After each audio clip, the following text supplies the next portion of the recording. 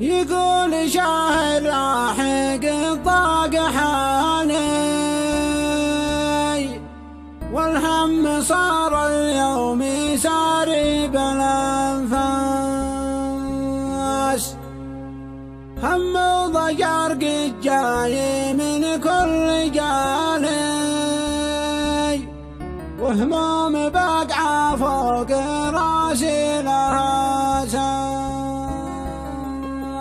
هذه القصيدة مهداة إلى أهالي محافظة ريمة عزبة بدي، مقدمة من السجين شاهر مهدي حسن طه أبو لبيب البدقي، سجين القدر في سجن المملكة العربية السعودية في سجن جيزان، مع أصدقائه الغالين علي بن علي البحيري من أهالي الشعاب وأحمد حسين الزهوري.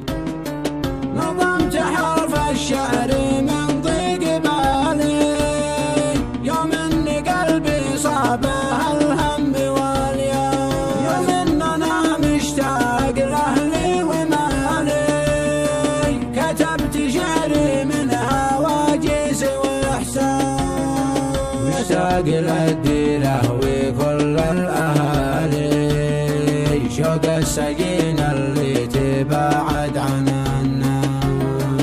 يقول شاهر راحق الضاق حالي، والهم صار اليوم ساري بالأنفاس.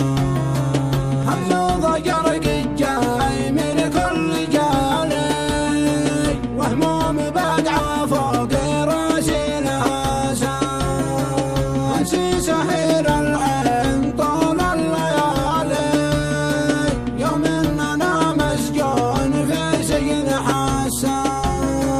من 4 حيطان شفت الهوالي، والهم صبح لي مرافق وجاله، حسين جوف السجن قد ضاق حالي، مشتاق لعيالي والأم والأنا، وزيرتي مشتاق